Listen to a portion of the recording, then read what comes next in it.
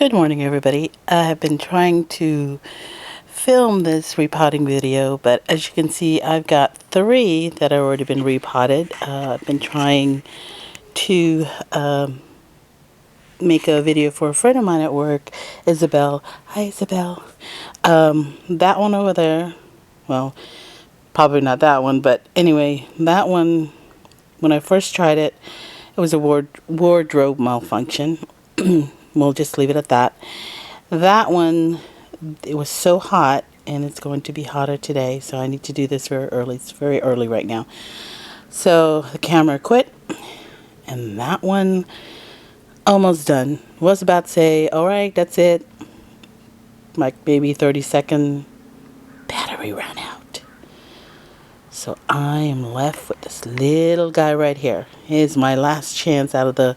So I'm going to do this really quick. And, well, I'm going to try to do it really quick. And hopefully get this done. So I'm going to put my gloves. Pry them out of there. And hopefully I get this done before something else happens. Here we go.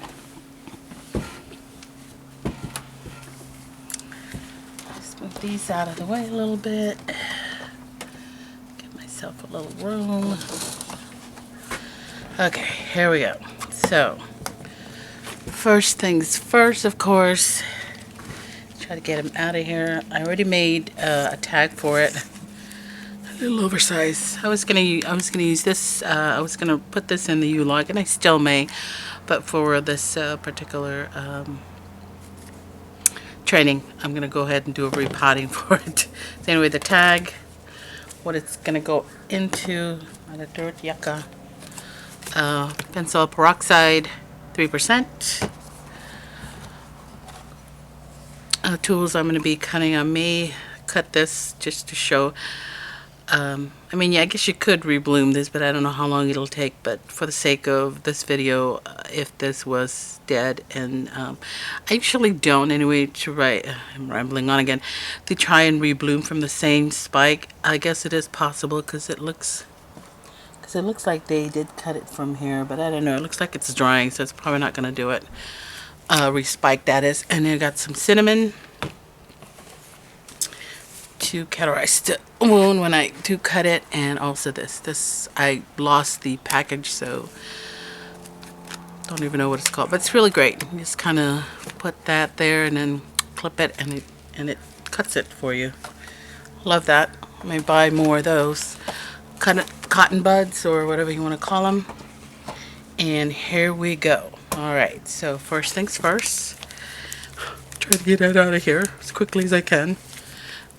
Normally I would soak it first to make it easier, but hey, that just came out right away. Okay, so this one is incomplete sphagnum moss.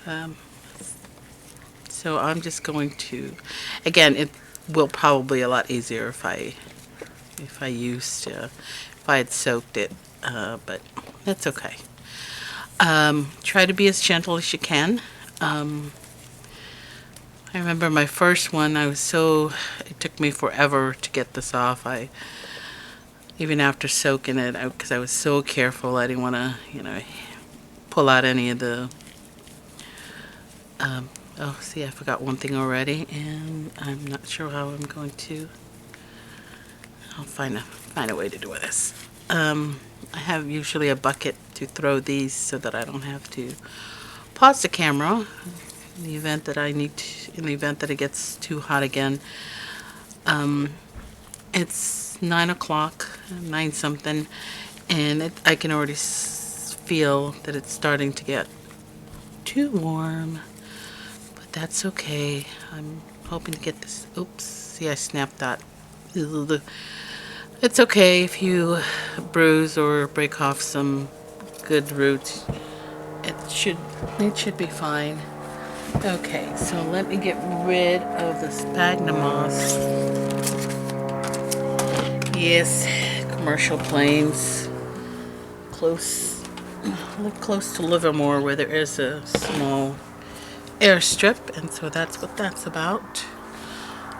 Normally I would go ahead and go to the sink, or if I'm outside, I would go ahead and rinse this off to just kind of give me an idea. Basically, I just rinse off anything that's there. And poor thing, I did snap that little guy off.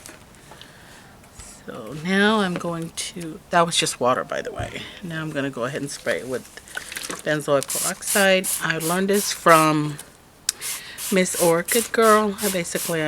My, you know, she's obviously not in the US, and her growing area is much different than mine. But it, you know, she's definitely, you learn a lot from her and how to, and it's great that you could see all kinds of different orchid that she does grow, and maybe something that you could also try. And I love that. Again, for the quickness of this video, we're just gonna go. Normally, I would let it sit for 10 minutes. You know, I'm usually doing something else, looking for the pots that it's gonna be in. Sorry about that. I think I'm gonna go through the. We need major reconstruction of our deck. We've been thinking about what we want to do. Anyway, so I went ahead and cut. You can kind of tell the ones that are kind of not good anymore. That down. Obviously, in this case, you can kind of see it. It's green and really hard. And this side, it's, as you can see, you can pull off the covering. I don't know what it's called, but, and I will cut that off just a little bit. I think for the most part, it's pretty healthy. So again, for the sake of this video, I'm just going to go ahead and replant it right now. And of course, I did forget my my potting medium, and I can't do without that. So let me go grab that.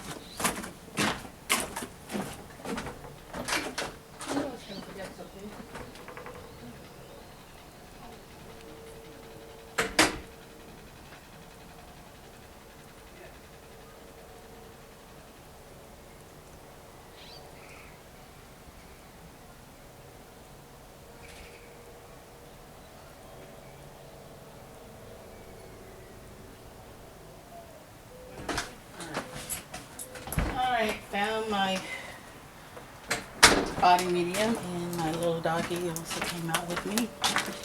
So you may see him sniffing around since stuff are around me. I'm gonna put it back in this. It's different from the other one. That's the only. Normally I would put styrofoam. This is. I'll just kind of. Again, I'm probably going to actually put this into, or mount this into a U-log, but basically that's what I do. If it was a bigger pot, I would just go ahead and do that. Put a little bit of styrofoam so that if I do overwater, it's not sitting in water. The roots anyway are not sitting in water, because I do, and I know I do tend to do that over water sometimes, because I go, oh my god. So that's, there you go. So just fill that in. I'm sorry, I'm going so fast at this. But again, many of you are already familiar with this, and you know, again, it's just to help my little friend Isabel. So this is probably good that these are above the watering areas. You can see some of the ones that I did are kind of touching the media, in terms of, put something in, let's see what I'm talking about. As you can see, some of this one that I had done, the leaves are touching the media. But the way I water, I usually put it in something like this, and I'll either water, you know, like one side where there's snow. I'll water it from here.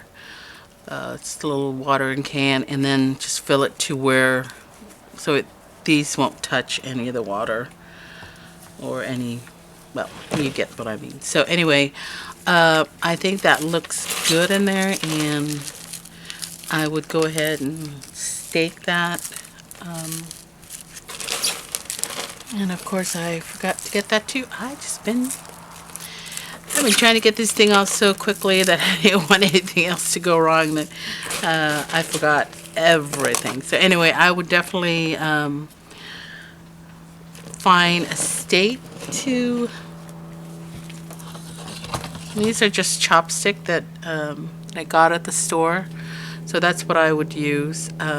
Just stick it in there, and I'm gonna do that, but I'd probably do it off camera before I get rid of that. But let me show you and this thing has a tag because you can see it's not stable in the pot, so I'm definitely going to stake this.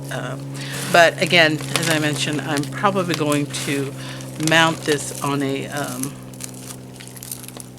U-log, just an experiment to see how well it will do on a U-log. But you know, more than likely, if this was going to stay here, I will just take one of my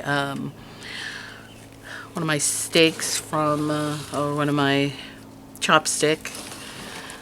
Just find a spot somewhere and use one of these things. And again, it's just that's how I use it. And I love that. So, oops. And then I would water it at this point. Give it a good soaking. I usually would go ahead and put in a pot, a little container that of course doesn't have a hole so that it'll retain the water. And I'll keep it in there for a good half hour. And I know that's probably too long, but that's how long I will keep. I've been doing it for the rest of my plants since I started this, and that seems to work for them. Definitely put a little ID thing on it as to when you repotted it. Today's August 5th, 2015. This is supposed to be pink. I'm not sure what that money sign is for. And if you are going to cut the spike, Isabel, and if there is if it's still, it's still alive, basically, it hasn't turned yellow, go ahead and, hopefully I'm into the shot, go ahead and cut it close to the base as you can, and there you go.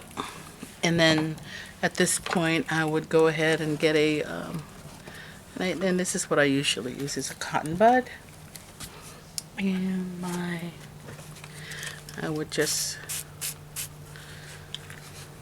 saturate the little bud and place it on there.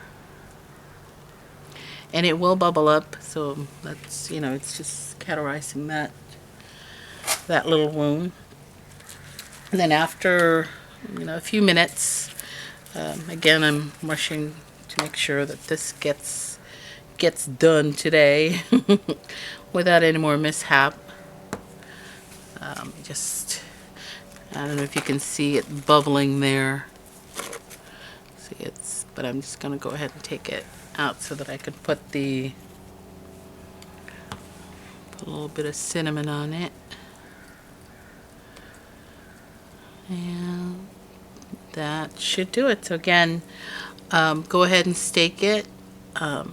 You can use any stake that you like to, just make sure that it's stable on there. As you can see, it's kind of wobbly, so I will, I haven't decided what I will do in terms of whether I will keep it in here or repot it into a cool log. I'm pretty sure most have probably said U-log, which that seems to be in my brain. Anyway, water it. Don't forget that, and find a nice indirect sun where it gets a lot of sun.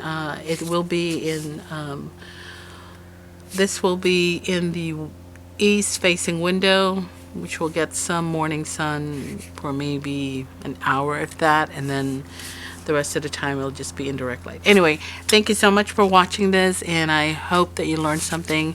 Again, Isabella is a friend from work, really sweet little girl. I call her a little girl because she's very young. And she wants to learn how to take care of orchids. She just recently started, so I'm dedicating this video for her, and I hope she does well. I'm sure she does.